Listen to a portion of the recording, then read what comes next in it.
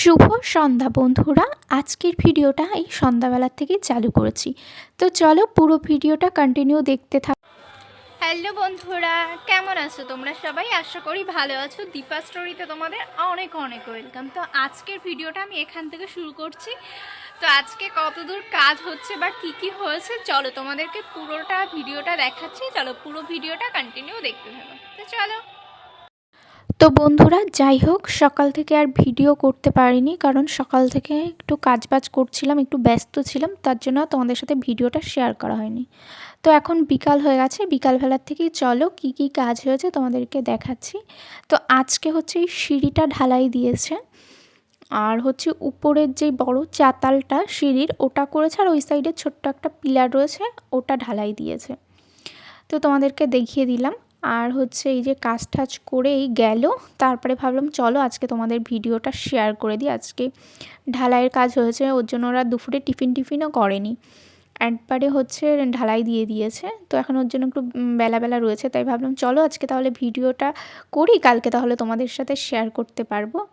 তো এই জায়গার যে দেয়ালটা ছিল ওটা ভেঙে দিয়েছে, আর এই সাইডে এই সিঁড়িঘরের এখান থেকেও ডিজাইন হবে, এই দেয়ালটাও হয়তো ভাঙা হবে কাল পরশু। আর কালকে হয়তো কাজ করবে তোমার হচ্ছে লিন্টন ঢালাই দেবে। আর এইদিকে দেখো এই কালো বস্তাগুলোর ভেতরে হচ্ছে সিমেন্ট রয়েছে। জানো তো বন্ধুরা, আগের দিন হচ্ছে তোমার বৃষ্টি হচ্ছিল, তো সব সিমেন্টগুলো সব ভিজে যাচ্ছিলো। তারপরে রাত 11টার সময় উঠে সব সিমেন্ট ঢেকেছিলাম। তারপর হচ্ছে পুরো সারাদিন বৃষ্টি হয়েছে, এদিকে সিঁড়িঘরের চাল খোলা, সব বৃষ্টিতে পুরো বারান্দা ঠান্ডা ভিজে পুরো একাকার, মানে খুব খারাপ অবস্থা। এখন যদি বৃষ্টি হয় যে আমাদের কত ক্ষতি হবে, মানে সেটা বলে বোঝাতে পারবো না ঘরটা না হওয়া পর্যন্ত। মঙ্গলবার দিন তো বৃষ্টি হওয়ার কথা ছিল, কিন্তু বৃষ্টিটা হবে না, হয়তো কেটে গেছে। খুব তো বন্ধুরা এই অবধি কাজ হয়েছে, তো আবার কালকের দিয়ে হয়তো কাজে আসবে, তো তোমাদেরকে দেখাবো কি কাজ হয় না হয়। তো চলো এখন নিচে যাওয়া যাক। তো বন্ধুরা ভয়েস ওভার দিচ্ছি, পাশ থেকে দেখো শব্দ আসছিল কীর্তনের, তো ওই কারণে। যাই হোক, তো দেখো এখানে ঢালাই দিয়েছে, তো সিমেন্ট বালির সব জল ঠল পড়ে খুবই খারাপ অবস্থা ছিল সিঁড়ির। আর এই নিচে এই জায়গাটা তো আরও প্রচুর খারাপ অবস্থা ছিল, এখানে বস্তা পাতিয়ে দিয়েছিলাম। তারপরে মিস্ত্রিটা যাওয়ার পরে জল ঢেলে 3-4 বালতি জল ঢেলে তারপর ধুয়ে তোমার হচ্ছে পুরো পরিষ্কার করেছি। যাই হোক, এখন হচ্ছে সন্ধ্যা হয়ে গেছে, এখন সন্ধ্যাবেলা হচ্ছে, ঠাকুরকে একটু সন্ধ্যা দেখিয়ে নেব। তো চলো তোমরা পুরো ভিডিওটা কন্টিনিউ দেখতে থাকো। আর এই যে হচ্ছে আমাদের ঠাকুর ঘর, এখন হচ্ছে ঠাকুর ঘরটা নিচে নিয়ে আসা হয়েছিল, আগে তো উপরে ছিল। এখন থেকে ঠাকুর ঘরটাই নিচে এখানটাই থাকবে, আগেও এখানটা ছিল বাট এখনও এখানটাই থাকবে, আর উপরে হয়তো আর জায়গা হবে না। তো যাই হোক, ঠাকুরকে সন্ধ্যা ঠান্ডা দিয়ে নিয়েছি। তারপরে হচ্ছে বাবা এসেছিল আজকে, তো দেখো এই লেবু নিয়ে এসেছিল, তারপর হচ্ছে মিষ্টি আর পায়েস বানিয়েছিল, বাবা নিজে রান্না করেছিল পায়েস, তো আমার জন্য নিয়ে এসেছিল। আর হচ্ছে তোমার মাংস এনেছিল, হচ্ছে খাসির মাংস। তো আমাদের বাড়িতে আজকে কেউ খাবে না, শুক্রবার আমি আর তোমাদের দাদাভাই খাবো, আর শ্বশুরমশাই আজকে নাইট হবে, ওই জন্য শ্বশুরমশাইও আসবে না। তো সন্ধ্যাবেলা হচ্ছে একটুখানি তোমার পায়েস খাচ্ছিলাম, এনেছিল আজকে বাবা, রান্না করেছিল, খুব সুন্দর হয়েছিল পায়েসটা, নলেন গুড় দিয়ে বানিয়েছে, শীতকালে খুবই সুন্দর হয়েছিল। আর মাংসটাও খুব সুন্দর রান্না হয়েছিল, মানে দুটোই, পায়েসও বাবা করেছে, মাংসও বাবা করেছে। মানে কাছে বাপের বাড়ি হলে এটাই একটা সুবিধা, ভালো মন্দ রান্না করলে দিয়ে যায়।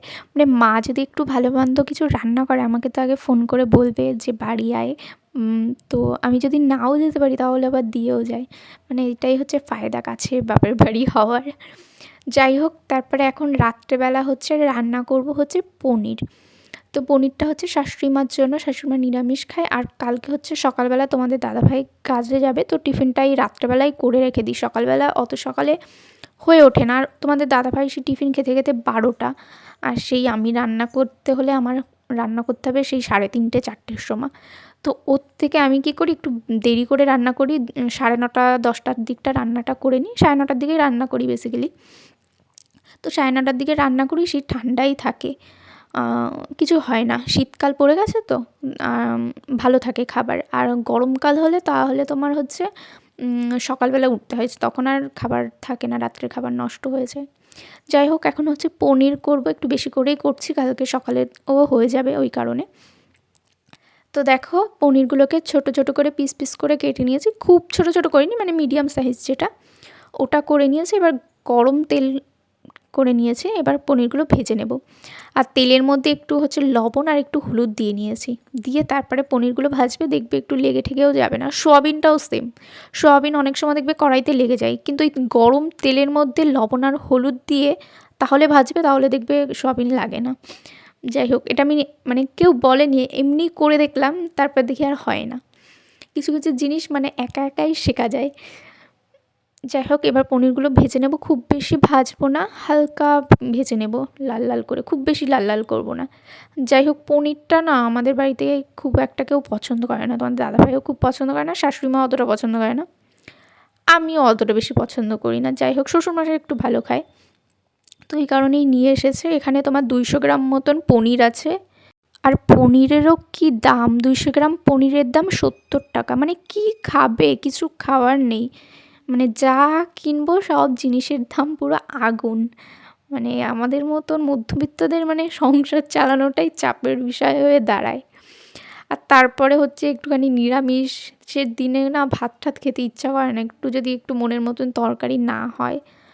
তো যাই হোক, এদিকে দেখো পনিরগুলো সব ভেজে নিয়েছি, তারপরে সেই তেলেই আমি আলুটাকে ভেজে নিয়েছি। আর এদিকে মশলা করেছি তোমার হচ্ছে কাঁচা লঙ্কা, শুকনো লঙ্কা, আদা, জিরে আর হচ্ছে তোমার টমেটো, নিরামিষ যেহেতু। তো এটাকে দিয়ে ভালো করে হচ্ছে তোমার কড়াইতে দিয়ে দিলাম, দিয়ে ভালো করে একটু নাড়াচাড়া করে জল দিয়ে দেবো, জল দিয়ে ভালো করে ফুটাবো, ফুটিয়ে তারপর হচ্ছে পনিরগুলো দিয়ে নামিয়ে দেবো। তোমরা এরকম রেসিপি একদিন খেয়ে দেখো বাড়িতে, আশা করি তোমাদের সবার খুব ভালো লাগবে। তো যাই হোক বন্ধুরা, আজকের ভিডিওটা আর বড় করছি না, আজকের ভিডিওটা এই পর্যন্তই। কেমন লাগলো তোমাদের আজকের ভিডিওটা অবশ্যই কমেন্ট করে জানিও। আর যদি ভিডিওটা ভালো লেগে থাকে অবশ্যই একটা লাইক করে আমার পাশে থেকো। তো চলো, আজকের মতন এই পর্যন্তই। টাটা, সবাই ভালো থেকো, সুস্থ থেকো, দেখা হচ্ছে নতুন দিনে নতুন ভিডিও নিয়ে। Bye bye.